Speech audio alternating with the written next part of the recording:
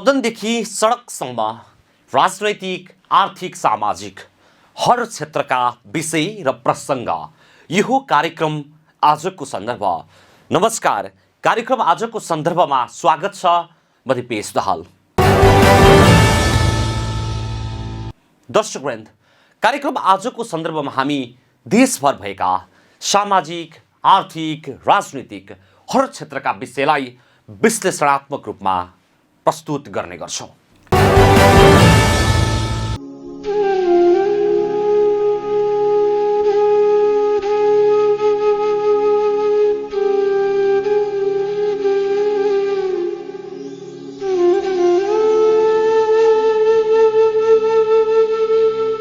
जीवनको लम्बाइ वर्षले होइन कर्मले नापिन्छ। को कति बाँच्यो त्यसले मतलब राख्दैन। बाँचुन्जेल कसले कति सत्कर्म गर्यो त्यसले महत्त्व राख्दछ। यही भनाइलाई आत्मसात गर्दै मानव सेवामा अनवरत रूपमा लागि परिरहेको छ मानव सेवा आश्रम।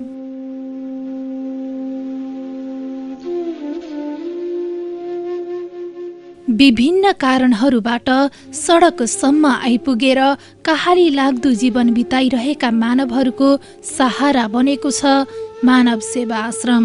यो मानव सेवा आश्रम भन्ने बित्तिकै जुनसुकै उमेर समूहको पनि मानिसहरू पर्नुहुन्छ। त्यसमा चाहिँ हाम्रो मानव सेवा आश्रमको मेन उद्देश्य भनेको चाहिँ जसको कोही छैन, केही छैन, त्यस्ता व्यक्तिहरूलाई चाहिँ हामीले अब जुन सहयोगापेक्षी सडकमा रहिरहनुभएका व्यक्तिहरूलाई चाहिँ हामीले त्यस्तो व्यक्तिहरूलाई चाहिँ हामीले रेस्क्यु गरेर आश्रममा लिएर आउँछौँ। आम दुखी असहाय जन मानिसहरूको लागि भगवान बन्दैछ मानव सेवा आश्रम। मकवानपुरको हेटौडाबाट सडक मानवहरूलाई सहारा दिने क्रममा मानव सेवा आश्रमको सुरुवात भयो। मानव सेवा आश्रम मानवता प्रवर्धन महाअभियान विसम्बत 2069 सालमा सुरु भई आश्रमको मुख्य कार्यालयको रूपमा मकवानपुर जिल्ला हेटौडा उपमहानगरपालिका 9 मा स्थापना भयो। पहिला सुरुमा आश्रममा सञ्चालन गर्दा त एकदमै अब हामी बोरा बोकेर मुठी सङ्कलन गर्न हिँड्थ्यौँ, घर घरै हिँड्थ्यौँ। अब त्यो बेलामा पनि अब कतिको त गाली पनि खाइन्थ्यो। अब कतिले चाहिँ अब के भन्नुहुन्थ्यो, कतिले चाहिँ अब मुठीको ठाउँमा मुरी पनि दिएर पठाउनुहुन्थ्यो। अनि यसरी नै अब हामीलाई नगदको रूपमा पनि एकदमै गाह्रो हुन्थ्यो सुरुमा। अब कसैले 5 रुपियाँ, कसैले 10 रुपियाँ, कसैले 1000 रुपियाँ पनि दिएर पठाउनुहुन्थ्यो। यसरी नै मतलब हुन्छ नि, हामी चाहिँ घर घर जनमानसको घर घरमा व्यक्तिसँग पुगेर नै हामीले यसरी मतलब हुन्छ नि सानो सानो हरेक कुराहरू सानो कुराहरूबाट नै सञ्चालन गरेका थियौँ त्यो बेलामा चाहिँ। मकवानपुरबाट सुरु भएको मानव सेवा आश्रम अहिले चितवन, काठमाडौँ, ललितपुर, भक्तपुर, गोर्खा, बागलुङ, लमजुङ, सुनसरी, पर्सा, रूपन्देही, पोखरा, सुर्खेत, कैलाली, विराटनगर लगायतका ठाउँहरूमा भवनहरू बनिसकेका छन्। अहिले मुख्य कार्यालय हेटौडामा चाहिँ 200+ हुनुहुन्छ। अहिले 210 जना हुनुहुन्छ। सबैजना सेवा गर्ने हामी सबैजना गरेर अहिले 240 जनाको परिवार छौँ र अल नेपाल हाम्रो सबै नेपालैभरि गरेर चाहिँ 1400+ जना हुनुहुन्छ।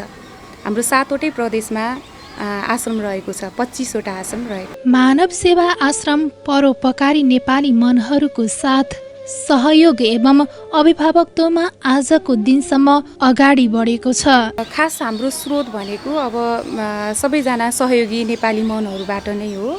अब जति पनि अब नेपालीहरू हुनुहुन्छ, आफ्नो हुन्छ नि हाम्रो जन्मदिनहरू मनाउने, पितृकार्यहरू मनाउने जुन मेन उद्देश्य भनेको चाहिँ मुठीदानबाट सञ्चालन, यसरी नै सञ्चालन हुन्छ। मासिक सहयोगहरूबाट अब आफ्नो इच्छा अनुसारको इच्छा कटौतीहरू गरेर त्यसरी नै मानिसहरूले चाहिँ सहयोग गर्छन्। त्यसरी नै हो हाम्रो खास चाहिँ सहयोगको उद्देश्य चाहिँ। मानव सेवा आश्रम समाजमा विभिन्न परिस्थितिले विवश भई सडकसम्म आइपुगेका व्यक्तिहरूको सेवामा जुटिरहेको छ। मुख्य कार्यालयको रूपमा विगत 9 वर्षदेखि सञ्चालनमा रहेको हेटौडाको मानव सेवा आश्रममा हाल 210 जना सहाराविहीन सडक मानवहरू आश्रित रहेका छन् भने देशैभरिका मानव सेवा आश्रममा 1400 भन्दा धेरैले सहारा पाइरहेका छन्।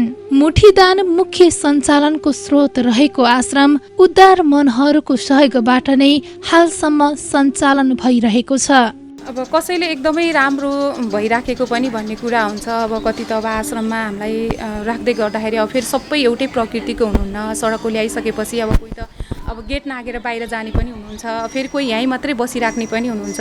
अब समाज न हो, कतिले त एकदमै राम्रो फिडब्याक पनि दिइराख्नुहुन्छ, अब कतिले चाहिँ अब यो हुन्छ नि अब त्यही अनुसारको ब्याकबाइटिङहरू पनि गर्ने हुन्छ। तर हामीलाई केही त्यस्तो लाग्दैन, आफ्नो कर्म अगाडि बढाइराखेका छौँ। अब हाम्रो उद्देश्य भनेको जति पनि बेबारिसे व्यक्तिहरूलाई अब सहयोगापेक्षी व्यक्तिहरूलाई सहयोग गर्ने उद्देश्य हो।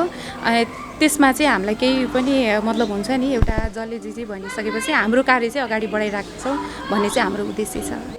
आश्रमको सुरुवाती चरणमा निकै कठिनाइहरू भोग्नु परेको र हालको अवस्थामा आइपुग्दा निकै सुधार हुँदै आएको मानव सेवा आश्रमको मुख्य कार्यालय हेटौडाका व्यवस्थापक उमा भण्डारीले बताउनु भएको छ। कहिलेकाहीँ त अब एकदमै रुन पनि मन लाग्थ्यो कि कहिलेकाहीँ अब चामल मुठीहरू त उठाएर लिएर आउँथ्यौँ। अब आज खुवायो फेरि भोलि पनि अब गाह्रो हुन्छ नि त, फेरि भोलि पनि लिनु जानु पर्ने हुन्थ्यो। हामी अभियन्ताहरू एकदमै कम मात्रामा थियौँ। अब हामीहरूलाई कर्मचारी धेरै राख्ने पनि हामीसँग त्यति पनि थिएन। अब त्यो हुन्छ नि जति हुनुपर्ने हैसियत त्यो पनि थिएन। त्यो कारणले गर्दाखेरि कतिले त एकदमै त्यो भनेको सुन्दा पनि एकदम मनमा कुडिएर के त्यो नराम्रो लाग्ने, अनि आश्रमले जति पनि ऊ भयो भन्ने हुन्छ नि। कहिलेकाहीँ त अब दुःख सुख सेयरिङ गरेर रुन्थ्यौँ नि के, यति रुन्थ्यौँ।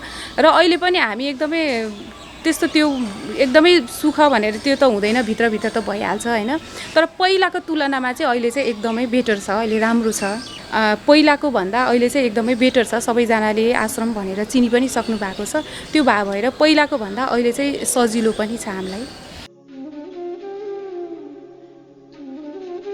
मानव सेवा आश्रमले नेपाल बाहेकका अन्य मुलुकका सहाराविहीन मानिसलाई पनि सहारा दिनुका साथै परिवारसँग पुनर्मिलन समेत गराउने गरेको छ। 2 जनालाई अस्ति भर्खरै पारिवारिक पुनर्मिलन गर्यो। पुस 7 गते हामीले पारिवारिक पुनर्मिलन गऱ्यौँ, एउटा महिला र पुरुषलाई। अनि यसै गरी भारत मुलुकको पनि हुनुहुन्छ, अब तराई मुलुकको पनि धेरै हुनुहुन्छ, नेपाली पनि हुनुहुन्छ। अब भारत मुलुकको पनि अहिले चाहिँ लकडाउनको कारणले गर्दा हामीले पारिवारिक पुनर्मिलन धेरै गर्न सकिराखेको छैनौँ।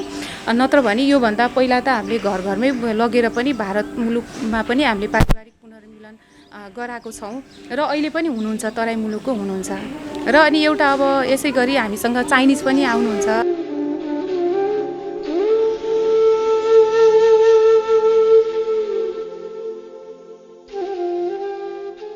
लकडाउन हुने बित्तिकै पारिवारिक पुनर्मिलनको लागि सबैले आफ्नो घर बताइसक्नु भएको छ। उहाँको तयारी छ, हामीले अब पारिवारिक पुनर्मिलनको लागि तयारी गरिराखेका छौँ जतिजना हुनुहुन्छ।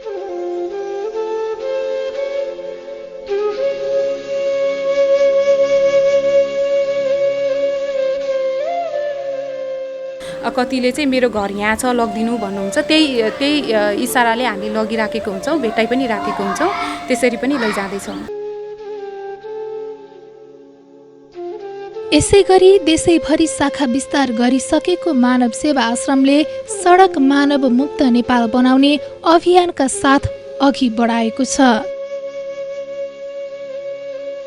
अब यो सडक मानव मुक्त राष्ट्र नेपालै बनाउने भन्ने चाहिँ हाम्रो अहिले हामीले सुरु पनि गरिसकेको छौँ। जुन हामीले पुस 7 गतेदेखि हामीले एउटा मेची महाकाली अभियान भनेर पनि हामीले सुरु गरेको थियौँ। त्यो बेलामा चाहिँ हामीले अल नेपालभरि नै हामीले पूर्व मेचीदेखि महाकालीसम्म चाहिँ हामीले 600+ जनालाई रेस्क्यु गरेको थियौँ। त्यो बेलामा रेस्क्यु गऱ्यौँ। अनि यसै गरी अब पारिवारिक पुनर्मिलन पनि अब त्यसै गरी नै गऱ्यौँ। अब फेरि अहिले पनि हाम्रो जुन यो अस्ति 15 गते गतेदेखि जेठ 15 गतेदेखि 25 गतेसम्ममा पनि हाम्रो यो जुन आफ्नो एरिया जुन प्रदेश वाइज पनि हामीले मतलब यो अभियान सुरु गरेको थियौँ। त्यो बेलामा पनि धेरै विभिन्न रेस्क्युहरू भयो अनि पारिवारिक पुनर्मिलनहरू पनि भइसकेको छ। अनि यसै गरी हाम्रो चाहिँ 2078 भित्र चाहिँ जुन 78 वैशाखमा चाहिँ हामीले घोषणा गर्ने जुन यो सडक मानव मुक्त नेपाल राष्ट्र भयो भनेर घोषणा गर्ने भन्ने अभियानमा चाहिँ हामी लागि नै राखेका छौँ। अब विभिन्न यो कोभिडको कारणले गर्दा पनि केही कार्यक्रमहरू चाहिँ रोकिराखेको छ। हामीले विभिन्न कार्यक्रमहरू चाहिँ आयोजनाहरू अब गर्ने योजनामा छौँ, तयारीमा छौँ।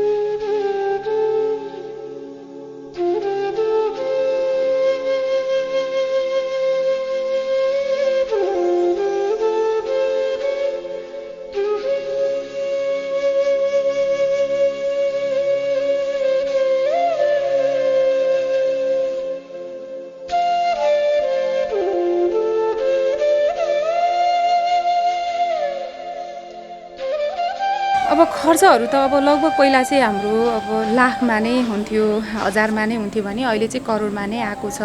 जुन हाम्रो मुठी सङ्कलन गरेर यसरी नै सहयोगी दाताहरू, नेपाली सहयोगी मनहरूबाट नै आएर अब लगभग अब एउटा शाखामा एउटा महिनामा नै अब मुख्य कार्यालयकै कुरा गर्दाखेरि 25-30 लाख त अब एक महिनामा नै लाग्छ। किनभने उहाँलाई लत्ता कपडा, खाद्यान्न, यसै गरी अब सहयोग मात्रै आउँछ भनेर सहयोग मात्रै कुर्ने कुरा पनि आउँदैन। त्यो कारणले गर्दा पनि हामीले कति कुराहरू त किन्नु पर्ने पनि हुन्छ। त्यस कारणले गर्दाखेरि हामीहरूको चाहिँ अब एउटै शाखामा नै लगभग हाम्रो हेड अफिसमा नै अब 20 देखि 25 लाखसम्म त मन्थली नै हुन्छ। उहाँलाई औषधि उपचार पनि गर्नुपर्ने हुन्छ। त्यो कारणले गर्दा त्यति जति हुन्छ। सहाराविहीन भई आश्रममा आश्रित भएर बसेका सडक मानवहरू मध्येका केही हाल मानव सेवा आश्रमभित्रै स्वयंसेवकको रूपमा रहँदै आएका छन्। आफै स्वतस्फूर्त रूपले म सेवा गर्छु भनेर हाम्रो जुन अभियन्ता भन्छौँ, पहिला साधक साधिका भएर अनि एउटा हामीले कार्यक्रम पनि गर्छौँ ज्ञान हस्तान्तरणमा, त्यसमा पनि राख्छौँ। त्यो कार्यक्रमबाट पनि प्रभावित भएर चाहिँ हामी जस्तै अभियन्ताहरू निस्वार्थ रूपमा भोलन्टियर 24 आवर नै बसेर पनि सेवा गर्ने पनि हुनुहुन्छ। कर्मचारी पनि चाहिने पनि हुन्छ। किनभने अब सबै कुराहरू चाहिँ त्यो हुन्छ नि, एउटा खाना पकाउनदेखि लिएर हरेक कुराहरूलाई चाहिँ कर्मचारी सरसफाइमा चाहिँ हामीले कर्मचारी पनि राख्नुपर्ने हुन्छ। अब हामी त विभिन्न ठाउँमा फिल्डहरूमा पनि हिँड्नुपर्ने हुन्छ अभियन्ताहरू त। त्यस कारणले गर्दाखेरि हामीसँग 2वटा नै हुन्छ।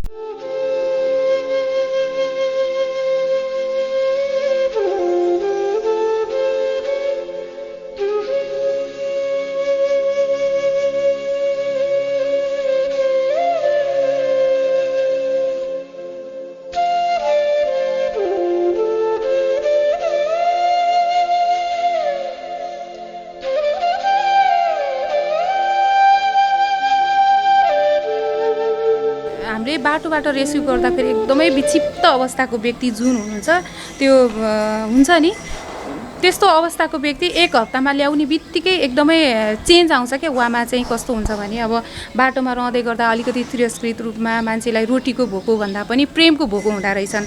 अहिले चाहिँ हामीले चाहिँ त्यो महसुस गर्छौँ।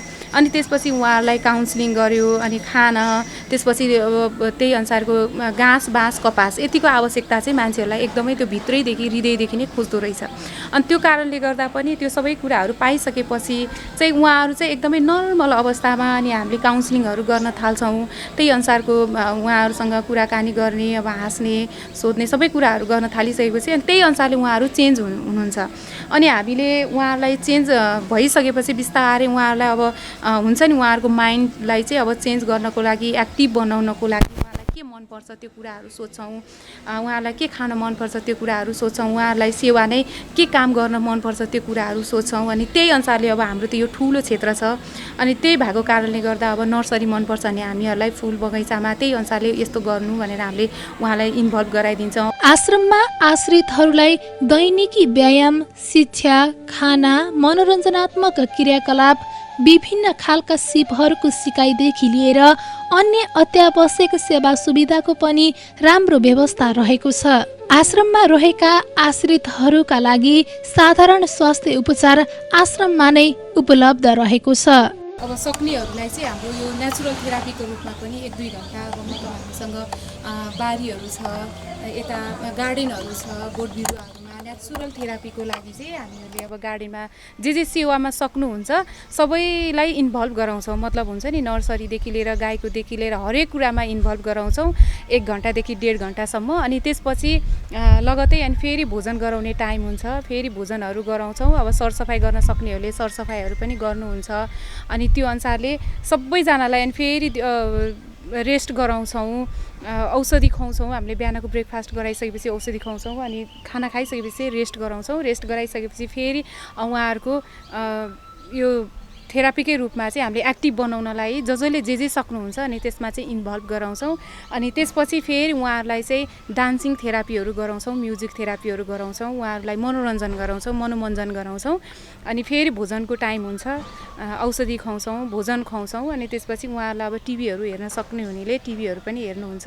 अनि 5 बजीभित्रमा चाहिँ हामीले भोजन गराइसक्छौँ, किनभने सूर्य नअस्ताउँदै चाहिँ हामीले भोजन गराइसकेको हुन्छौँ। एउटा यो प्राकृतिक चिकित्सा अनुसार चाहिँ हामीले त्यो अनुसारले नै सेवाहरू गराइराखेको हुन्छौँ। अनि त्यो कारणले गर्दा अनि उहाँहरूलाई 6 बजे चाहिँ सबैजनालाई अब सुत्न सक्नेहरू सुति पनि सक्नुहुन्छ, टेलिभिजनहरू हेर्नेलाई टेलिभिजन पनि हेर्नुहुन्छ।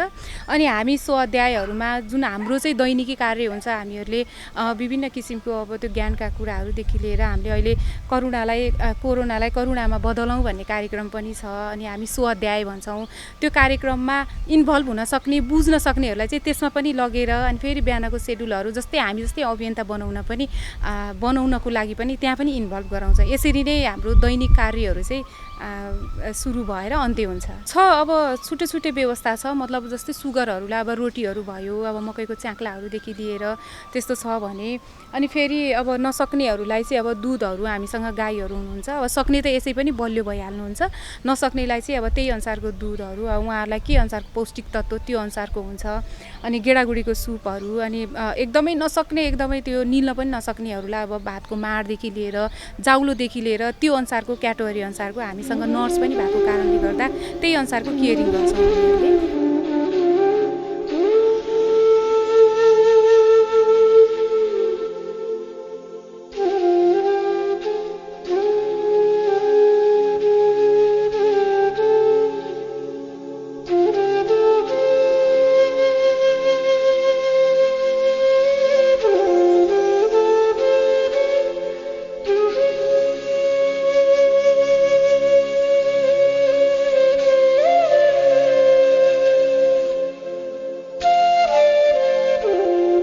मानव सेवा आश्रमलाई फलो गर्दा गर्दै अहिले यहाँ सेवाको लागि मानव सेवा आश्रम मुख्य कार्यालयमा आएको छु। अब स्वाभाविकै हो, मान्छे अब पहिला हाम्रो सरहरू बाहिर ग्रुप भएर हिँड्दै गर्दा रमाइलो हुँदो रहेछ, छुट्टी घुम्न पाइँदो रहेछ भन्ने हुन्थ्यो।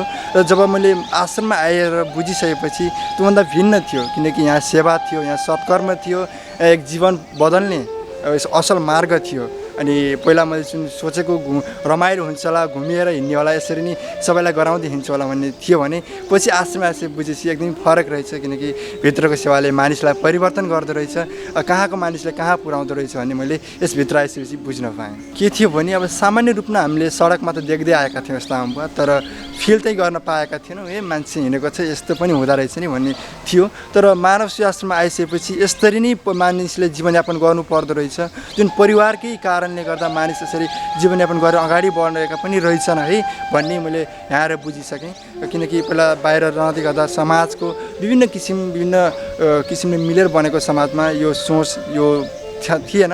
र मैले जुन आश्रमभित्र आएर पाइसकेपछि यस्ता पनि मान्छे हुँदो रहेछन्, यस्ता पनि व्यक्तिको हामी सेवा कर्म गर्नु पर्दो रहेछ है भन्ने जुन यो सेवाभाव यहाँ चाहिँ बुझिसकेँ। म एउटा जीवन रन्जेल, म कुनै ठाउँमा गएर रुपियाँ पैसा कमाउनु गएको भए 2-3 करोड कमाउँथ्यो होला, अर्ब कमाउँथ्यो होला, तर त्यो रुपियाँ पैसाले किन नसकिने आनन्द, यो सन्तुष्टि यहाँकै आमा बुवा दाजुभाइ दिदीबहिनीलाई गर्दाखेरि धेरै जुन यहाँको यो सन्तुष्टि यहाँ पाउने यो जुन आनन्द छ, कुनै पनि रुपियाँ पैसा कुनै पनि केहीले किन्न सक्दैन। त्यति धेरै आनन्द र सन्तुष्टि प्राप्त हुन्छ यहाँबाट।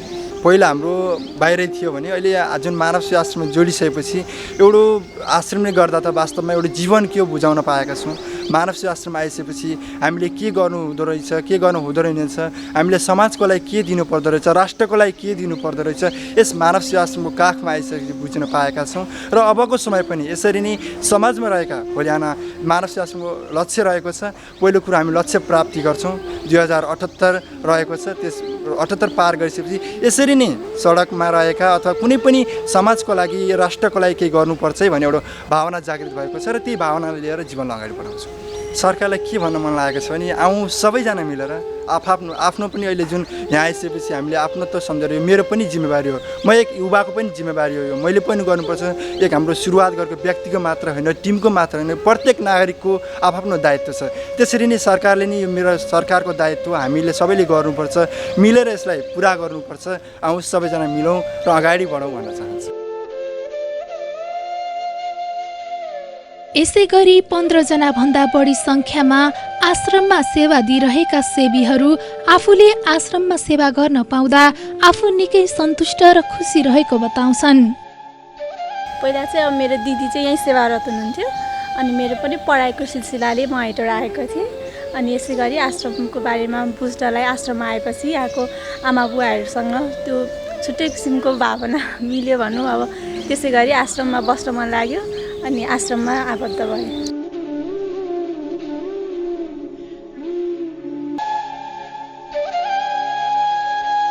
पहिला त सक्दिनँ कि जस्तो महसुस भएको थियो, तर यहाँ आइसकेपछि यहाँ दिन दुखी आमा बुवाहरूलाई हेर्दाखेरि उहाँ सडकबाट यहाँसम्म आउँदाखेरि अनि यहाँ आएर परिवर्तन आमा बुवाहरू हुँदाखेरि यस्तो राम्रो ठाउँमा सेवा गर्दाखेरि राम्रो हुन्छ, खुसी लाग्छ भनेर बस्दाखेरि त्यस्तै अनुभव गरेँ र एकदमै खुसी छु।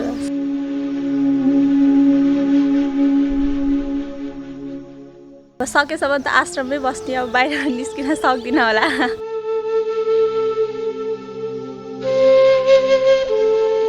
एकदमै परिवर्तन भएको छ। अब बाटोमा हुँदाखेरि त्यो अवस्थामा र यहाँ आएर अनि आफैले मेरो घर यहाँ हो भनेर कतिपय घर पनि पुनर्निर्माण गरेका छौँ। अब सडकमा हुँदाखेरि केही पनि थाहा नभए, आफ्नो सबै नाम पनि थाहा नहुनेहरू यहाँ आएर मेरो घर यहाँ हो भन्न सकेर घर पनि पुनर्निर्माण धेरैको गरेका छौँ।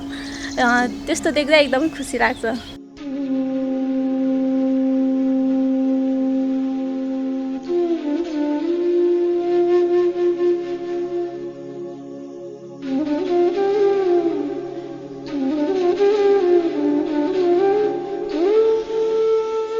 यहाँ आएको भयो नानी 6 महिना माघमा आएको है। अब आनन्दै छ नानी अहिलेसम्मलाई त राम्रै आनन्दै छ, आफ्नो जस्तो गाउँघरमा जस्तै राम्रै छ।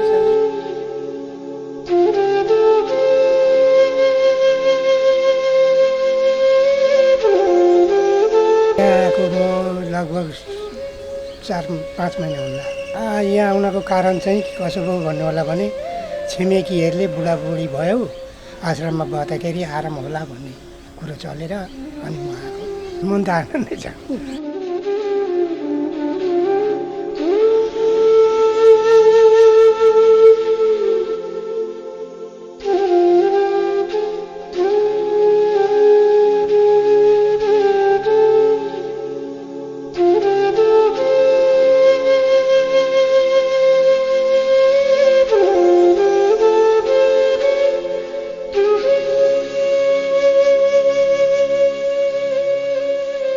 हाम्रो परिवार थोरै छ, जम्मा 3 जना छौँ। दाइ सर्भिस गर्नुहुन्छ, आमा चाहिँ नि म जस्तै, म र आमासँगै बस्थ्यौँ। दाइले भन्नुभयो घरमा अब म आउनु भ्याउँदिनँ होला, तपाईँहरू पनि बाहिर बस्नुहोस् भनेर चाहिँ नि दाइले नै सेवा गरेर पनि हामीलाई यहाँ ल्याइ पुर्याएको। आमा पनि बाहिरै हुनुहुन्छ, म पनि बाहिरै छु यस कारणले। पहिला अब सम्पत्ति अब चाहिँ नि हामीले चाहिँ नि आफै कमाउने गर्थ्यौँ। मैले चाहिँ नि बिरामी भएर चाहिँ नि जागिर छोड्नु पऱ्यो। त्यो भएर मेरो अब पकेट मनीहरू अब कसले देला भन्ने चिन्ता मात्रै हो, अरू त खास केही पनि थिएन। हवस् त, कार्यक्रम आजको सन्दर्भ आजलाई यति नै। भोलि फेरि नयाँ विषय र प्रसङ्गसहित उपस्थित हुने नै छौँ। तबसम्मका लागि आज्ञा दिनुहोस्। नमस्कार। तपाईँ पनि हेर्दै गर्नुहोला बागमती प्रदेशको राजधानी हेटौडाबाट सञ्चालित पहिलो satellite television national gold television.